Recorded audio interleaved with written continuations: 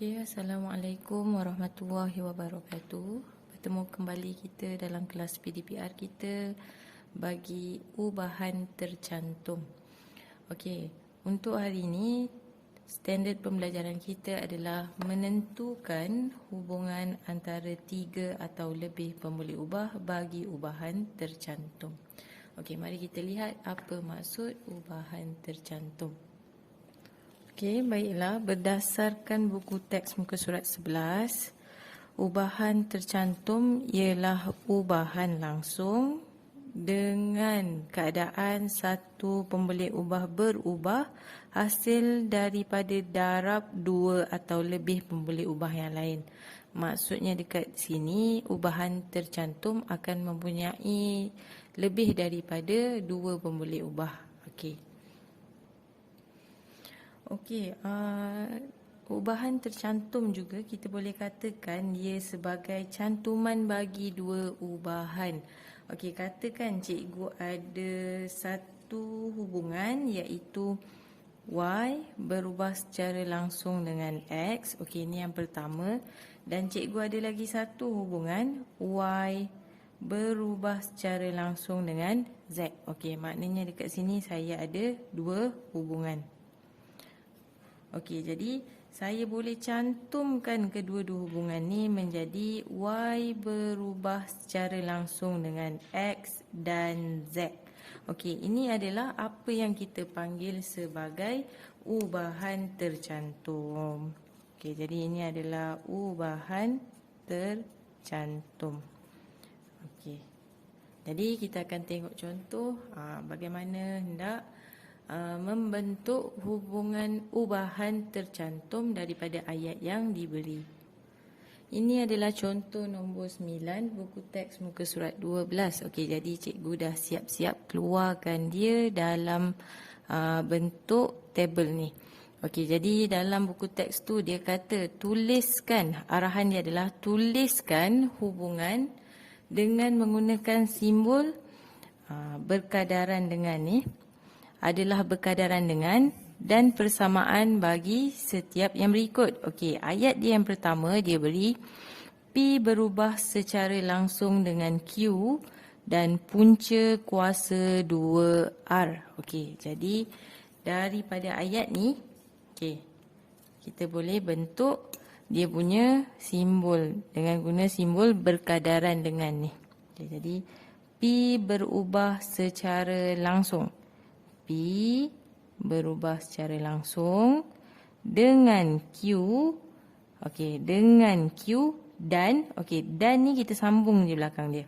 Dan punca kuasa 2R. Jadi cikgu dah selesaikan.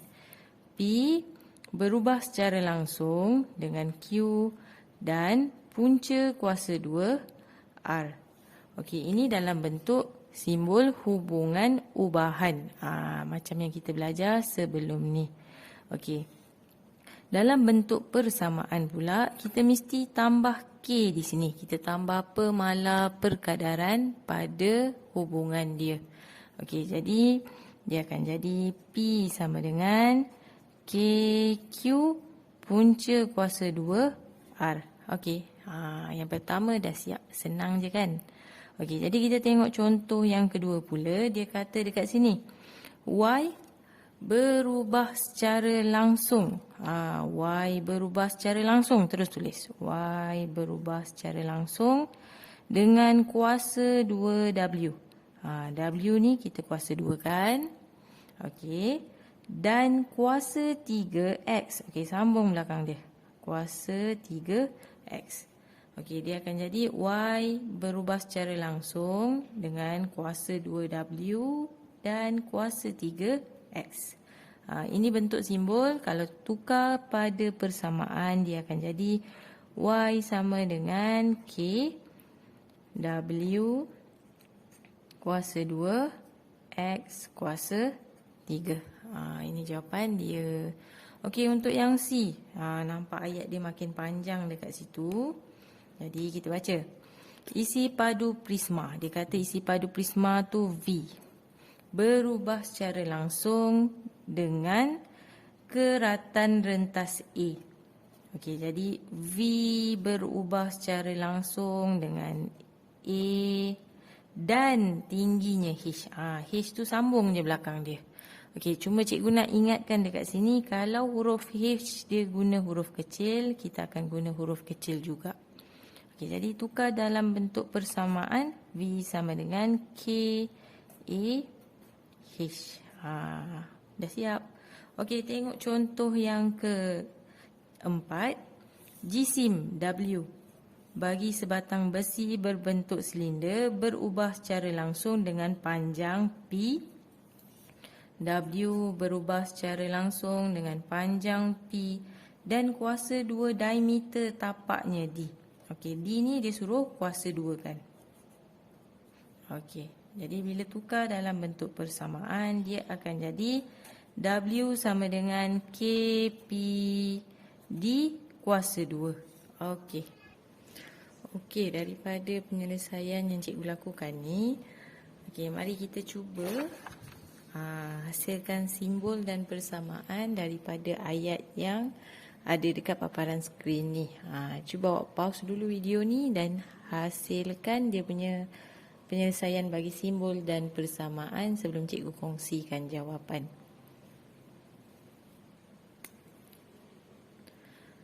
Okey, jadi cikgu anggap awak dah try buat. Jadi kita tengok sama-sama apa jawapan dia. Okey, ayat yang pertama dia kata W berubah secara langsung dengan X dan Y. W berubah secara langsung dengan X dan Y. W berubah secara langsung dengan X dan Y. Senang saja. Okey, kita tukarkan dalam bentuk persamaan, dia jadi W sama dengan KX Y. Okey, untuk soalan yang kedua, dia kata Y berubah secara langsung dengan V dan kuasa 2/1/2. Minta maaf. Y berubah secara langsung dengan V dan kuasa 1/2 W. Okey, jadi kita boleh tulis Y berubah secara langsung dengan V dan kuasa 1/2 W.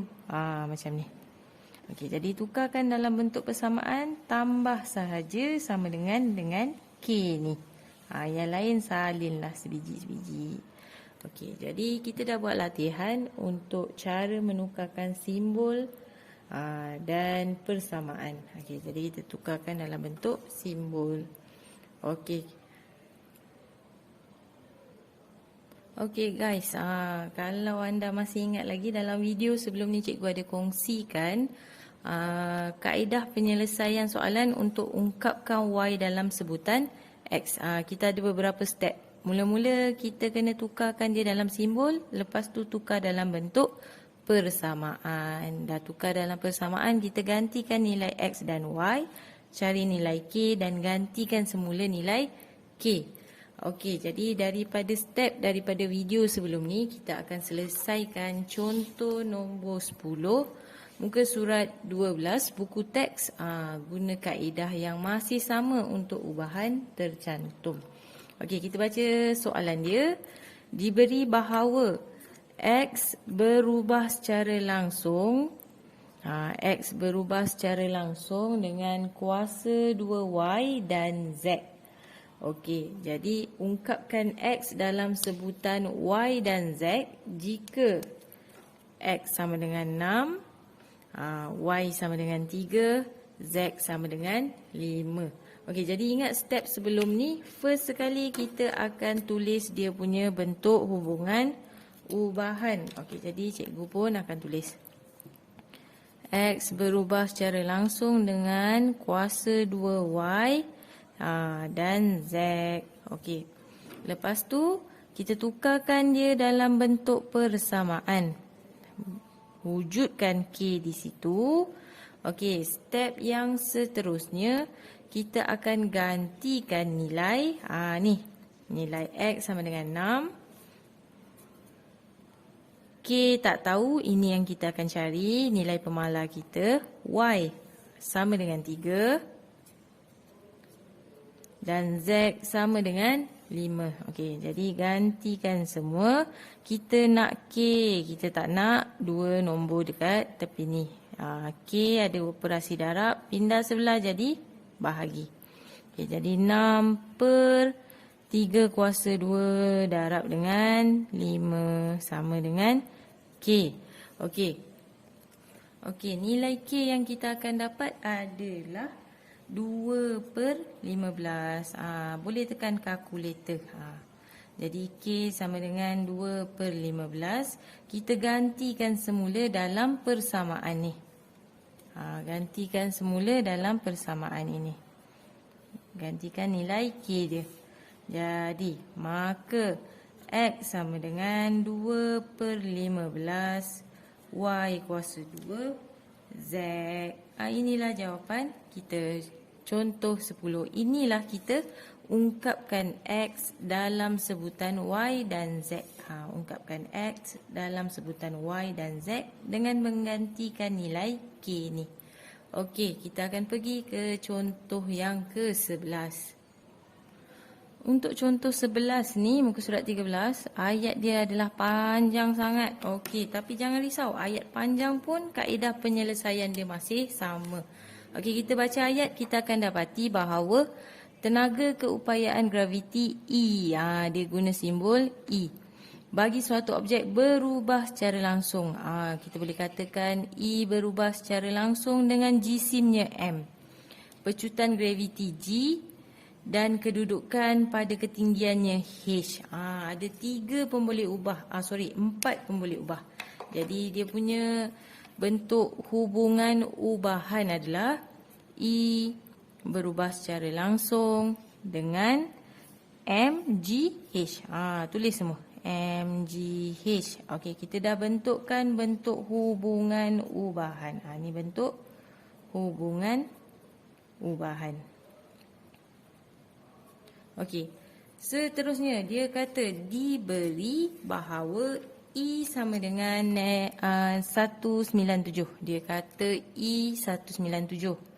Apabila M 4, G 9.81 dan H sama dengan 5. Kalau awak perhatikan, keempat pemboleh ubah ni dia dah bagi nilai. Kenapa dia bagi nilai? Mestilah untuk kita cari nilai K tu sama dengan berapa. Okey, jadi dia minta kita, soalan dia adalah tuliskan satu persamaan yang menghubungkan E, M, G dan H. Dia minta satu persamaan menghubungkan E, M, G dan H ni. Okey, jadi tak susah. Kita gantikan semua nilai yang ada. Okey, jadi step yang pertama bentukkan hubungan ubahan. Step yang kedua tukarkan tukarkan dia dalam bentuk persamaan. Jadi E sama dengan K MGH. Ini bentuk persamaan. Okey, yang ketiga kita akan gantikan nilai E dengan 197. K tak tahu. K yang kita nak cari. Darabkan dengan M 4. Darabkan dengan G 9.81. Didarabkan juga dengan H 5. Okey, jadi ini adalah kita gantikan nilai pemboleh ubah dia. Okey, kita dah gantikan nilai pemboleh ubah. Berbalik kepada soalan. Dia minta kita tuliskan persamaan. Dia tak minta dalam huruf K. Jadi kita akan cari nilai K ni. Yang ni semua dengan K ada operasi darab. Pindah sebelah jadi bahagi. Dia akan jadi 197 dibahagikan dengan 4. Darab dengan 9.81. Darabkan dengan 5 sama dengan K. Okey. Jadi kita tekan kalkulator. Pelajar tolong tekan kalkulator sekarang. Awak akan dapati nilai K kita adalah 1. K sama dengan 1. Okey. Dah dapat K sama dengan 1. Soalan nak nilai K ke? Tak. Soalan nak kita tuliskan satu persamaan yang menghubungkan E, M, G dan H. Maksudnya dekat sini, persamaan yang kita dah hasilkan awal-awal ni, gantikan nilai K ni dengan 1. Maka E sama dengan 1 M, G, H. Okey. Matematik 1 ni kita tak tulis lah. Jadi dia jadi jawapan E sama dengan M, G, H. Kita dah dapat bentukkan persamaan dia. Ini jawapan dia untuk soalan nombor 11. Okey guys, untuk soalan nombor 12, muka surat 13. Okey, soalan ni ada sedikit lain sebab dia ada data dalam jadual. Okey, tapi tetap ingat step kita masih sama dengan tadi. Okey, jom kita jawab sama-sama. Okey, soalan kata 3 kuantiti S, T dan U berubah seperti ditunjukkan dalam jadual di sebelah. Minta maaf, di bawah. Diberi bahawa S berubah secara langsung dengan T dan punca kuasa 3U. Okey, jadi cikgu dah nampak dah ayat dekat sini. S berubah secara langsung dengan T dan punca kuasa 3U. Boleh terus senang-senang kita bentukkan dia punya hubungan ubahan. S berubah secara langsung dengan T dan punca kuasa 3U. Ini bentuk hubungan dia. Okey, dan dia minta kita hitung nilai X dan hitung nilai Y. Okey, jadi mari sama-sama kita tafsir apa data yang dia beri daripada jadual. Okey, kalau kita tengok jadual ni, kita akan baca dia ke bawah. Okey, nilai S 6, T 0.8, U sama dengan 27. Ini kes yang pertama. Ini yang dia bagi yang pertama. Okey, yang tengah-tengah ni yang kedua. Dan yang hujung sekali yang ketiga. Maknanya kita ada 3 kerja kena buat dekat sini. Okey, jadi yang ni yang pertama, kedua, ketiga. Untuk data pertama yang dia bagi 6.827, dia bagi semua nilai pemboleh ubah. Kenapa dia beri semua nilai pemboleh ubah? Supaya kita boleh dapatkan nilai K. Kita boleh tahu K berapa sebab dia bagi semua nilai pemboleh ubah dekat sini. Okey, jadi cikgu akan gantikan nilai. Kita buat sama-sama. Ini bentuk hubungan ubahan, tukar dalam bentuk persamaan. Okey, gantikan nilai 6K T dia 0.8 darab dengan punca kuasa 3, 27. Okey, macam biasa kita nak K. Yang lain semua pergilah pindah sebelah. Okay, 0.8 darab dengan punca kuasa 3, 27. Sama dengan K. Okey, bila awak tekan kalkulator, awak akan dapati nilai dia adalah 2.5 sama dengan K. Cikgu terbalikkan. K sama dengan 2.5. Okey, jadi untuk kolom yang pertama ni, kita akan dapati nilai K dia adalah 2.5. Daripada 2.5 ni kita boleh bentukkan dia punya persamaan. Maka S sama dengan 2.5 T punca kuasa 3U. Kita dah dapat bentuk persamaan dia. Okey, jadi kenapa kena bentukkan persamaan ni? Supaya kita boleh selesaikan untuk cari nilai X dan nilai Y. Okey, jadi kita akan guna kolom yang kedua pula. X 1.2, 125. Okey, jadi macam mana cara nak selesaikan? Okey, boleh tengok sama-sama. Mula-mula kita akan salin dulu persamaan yang kita dah dapat. T kuasa T punca kuasa 3U. Okey, ini persamaan yang kita dah dapat. Okey, tengok kolom yang kedua. S dia diganti dengan X. Okey, jadi X cikgu ganti dengan X. Yang lain salin sahaja. T dia adalah 1.2. Punca kuasa 3, 125. Okey, ni semua boleh tekan kalkulator. Okey, bila awak tekan kalkulator, ni jangan lupa letak kurungan. Okey, awak tekan kalkulator, awak akan dapat nilai dia adalah 15. Okey, minta maaf. Okey, jadi nilai dia lah X sama dengan 15. Okey, kita dah jawab soalan yang pertama. Untuk soalan yang kedua, dia minta nilai Y. Kita akan guna table. Kita akan guna kolom yang ketiga ni. Yang cikgu bulatkan ni. Jadi masih sama, guna persamaan yang dah dapat tadi. Salin dulu. Okey, dah salin. Gantikan ikut apa yang dia beri. S sama dengan 50. 2.5. T tadi adalah 40 dekat sini. Jadi 40. Punca kuasa 3 Y. Okey. Dekat sini punca kuasa 3 Y ni yang kita nak. Okey, jadi yang ni kita nak. Yang lain ni semua pindah sebelah jadi bahagi. Okey.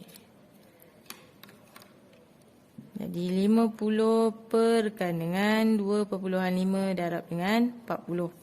Sama dengan punca kuasa 3 Y. Okey, yang ni kita tekan kalkulator, kita akan dapat jawapan dia 0.5 sama dengan 0.5 sama dengan punca kuasa 3 Y. Okey, jadi punca kuasa 3 pindah sebelah, dia akan jadi kuasa 3. 0.5 kuasa 3 sama dengan Y. Okey. Jadi tekan kalkulator, kita akan dapat 0.125 sama dengan Y. Okey, jadi Y sama dengan 0.125. Siap. Okey. Ini contoh nombor 12. Okey, baiklah, kita akan masuk bahagian terakhir untuk topik ubahan langsung, iaitu menyelesaikan masalah yang melibatkan ubahan langsung.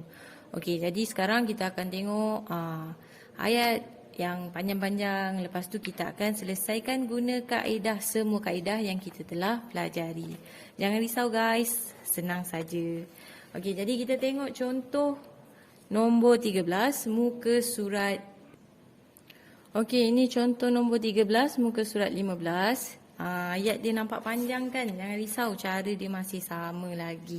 Okey, jadi kita baca sama-sama. Hukum Charles menyatakan bahawa bagi satu jisim gas yang tetap, isi padu V. Dia bagi satu pemboleh ubah yang pertama di sini. Okey, V, gas itu berkadar langsung. Maksudnya ni ubahan langsung ni. Berkadar langsung dengan suhu mutlaknya T jika tekanan gas itu adalah tetap. Okey, jadi kita boleh bentukkan kita punya bentuk hubungan ubahan daripada ayat yang cikgu highlightkan. Jadi V berkadar langsung dengan suhu mutlaknya T, Kelvin. Tapi ingat dia punya suhu ni dalam unit Kelvin dekat sini. Okey, jadi seterusnya. Jika tekanan gas itu adalah tetap, diberi bahawa sebuah bekas mengandungi 30 cm padu gas. Okey, jadi 30 cm padu ni apa? Ini adalah V, nilai V yang dia beri. Okey. Pada suhu 30 darjah Celsius. Okey, suhu sekarang sepatutnya dalam unit Kelvin. Tapi dia bagi dalam unit 30 darjah Celsius. Okey, kita baca soalan. Soalan A, ungkapkan V dalam sebutan T. Jadi cikgu dah tukarkan dalam bentuk hubungan ubahan V berkadar langsung dengan T. Okey, jadi cikgu tukar dalam bentuk persamaan V sama dengan, ni soalan A ya, V sama dengan KT. Okey, jadi sekarang kita kena cari nilai pemala ni. Okey, tengok V diberi 30. Unit dia sama. Boleh ganti terus. 30 sama dengan K dalam kurungan T. Yang ni ada sikit masalah. T Kelvin. Tapi sini 30 darjah Celsius. Okey, kita rujuk nota yang dia bagi kat sini. Rumus penukaran suhu dalam darjah Celsius ke Kelvin. Okey, katakan nilai itu X Jadi X tu kena ditambahkan dengan 273 untuk jadi dalam nilai Kelvin. Okey, senang cerita tak susah pun. Nak tukar jadi Kelvin, darjah Celsius, awak kena tambahkan dengan 273. Jadi 30 tu tambahkan dengan 273, awak akan dapat nilai 303. Bila dah tambah, dia akan automatik tukar dalam unit Kelvin. Okey, jadi T kita tadi adalah 303. Okey, jadi cikgu selesaikan. K sama dengan 30 dibahagikan dengan 303. Okey, tekan kalkulator. Nilai K kita adalah 10/101. Okey, awak nak bagi dalam bentuk perpuluhan pun boleh, tapi dalam bentuk pecahan pun boleh. Okey, jadi kita dah dapat nilai K, nak buat apa? Nilai ini kita akan gantikan pada nilai K itu.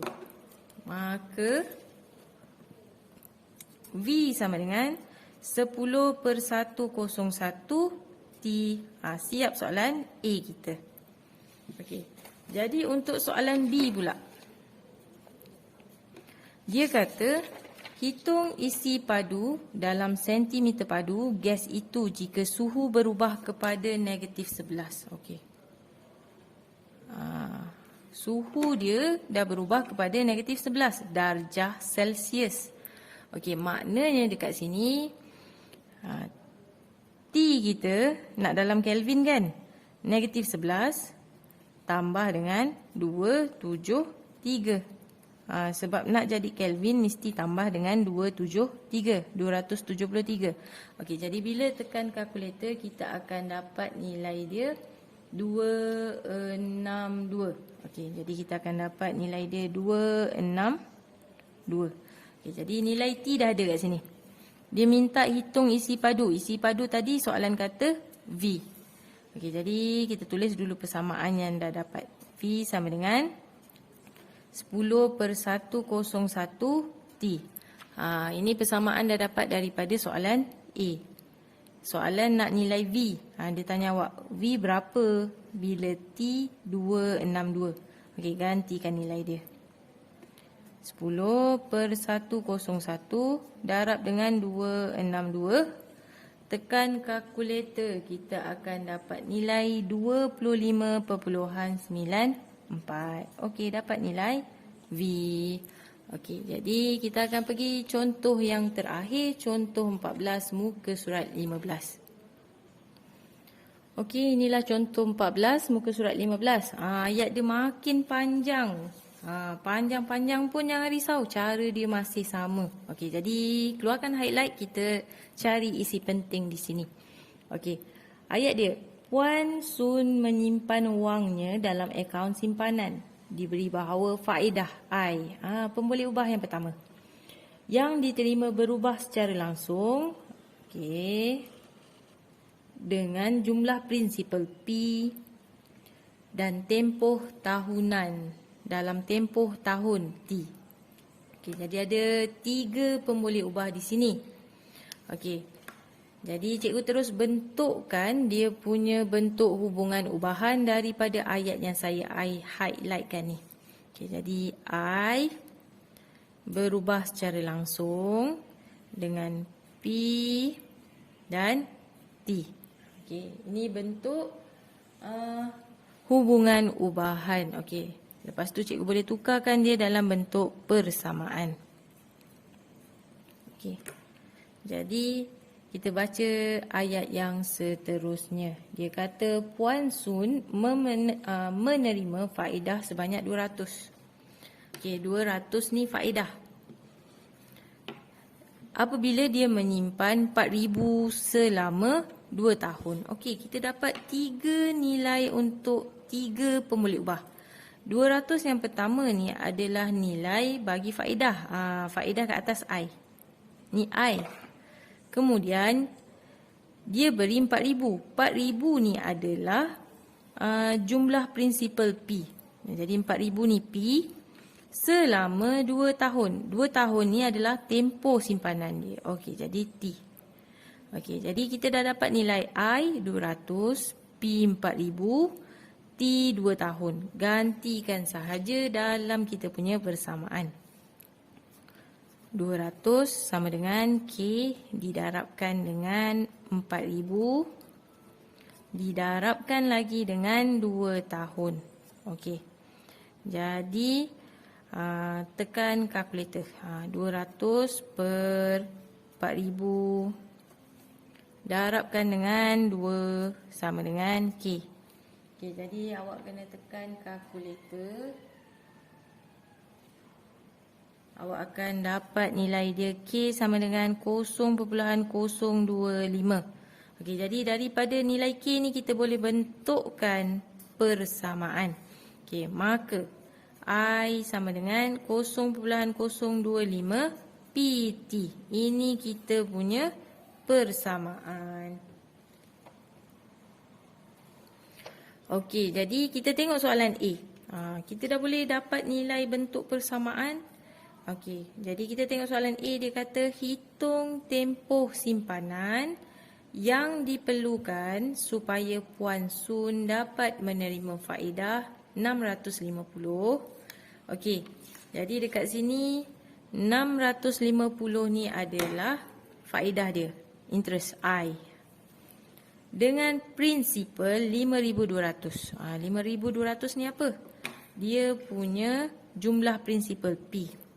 Okey, jadi untuk soalan A, jadi tengok cikgu dah ada nilai ni tadi. Saya akan bawa dia ke depan. Ni yang daripada yang kita kira tadi. I sama dengan 0.025 PT. Okey.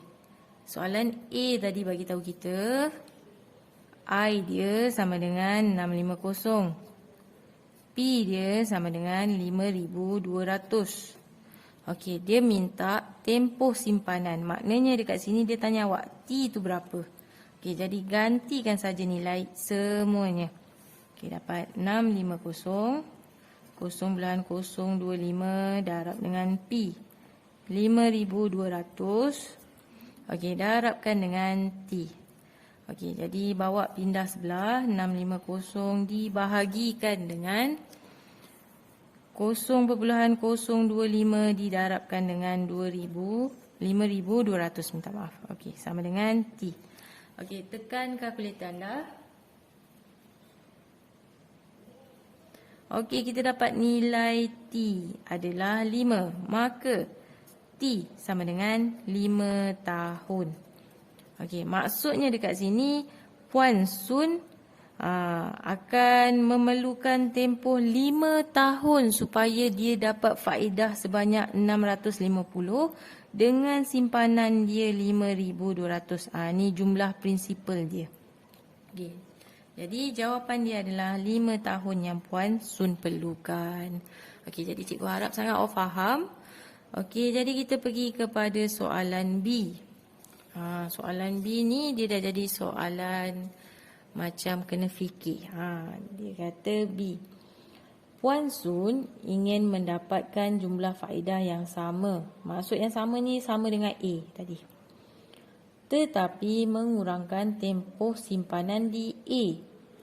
Adakah dia perlu menambah atau mengurangkan nilai prinsipalnya? Jelaskan jawapan anda. Okey, daripada ayat ni kita dapati bahawa untuk soalan B ni dia nak cakap dekat awak, Puan Sun ni dia nak faedah sebanyak 650 sama dengan soalan A tadi. Puan Sun nak faedah 650. Tapi dia nak tempoh simpanan yang kurang daripada A. Maksudnya dia nak tempoh simpanan T ni kurang daripada 5 tahun. Okey, jadi macam mana kita nak mengatasi masalah Puan Sun ni? Macam mana kita nak bagi cadangan dekat dia? Kita berbalik kepada kita punya persamaan ni. Okey, jadi cikgu pun tulis mula. Saya nak awak faham Okey, saya harap awak faham. Okey, 0.25 PT. Okey, daripada persamaan ni kita boleh katakan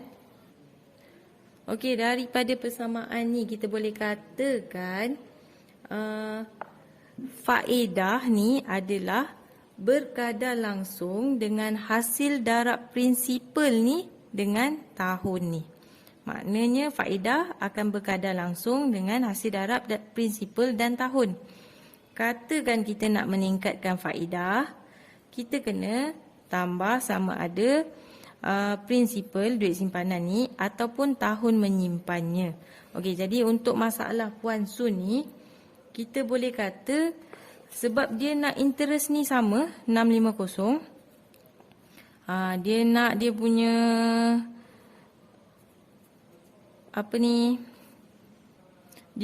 punya PT ni, prinsipal dengan tahun ni berkurang. Dia nak tahun ni berkurang, tak nak lebih daripada 5 tahun. Jadi dia tak ada cara lain. Kaedah yang kita boleh minta Puan Sun buat adalah dia perlu menambahkan prinsipal. Okey, jadi jawapan untuk B ni adalah prinsipal. Prinsipal ni duit simpanan dia lah. Prinsipal perlu ditambah. Prinsipal perlu ditambahkan untuk mendapat jumlah faedah yang sama seperti A. Okey, jadi Puan Sun kena tambahkan nilai prinsipal dia supaya dia dapat faedah 650 ni. Ini jawapan B. Okay, tamat video untuk hari ini. Terima kasih menonton. Cikgu harap awak faham. Apa-apa boleh WhatsApp saya. Okay, thank you. Assalamualaikum warahmatullahi wabarakatuh.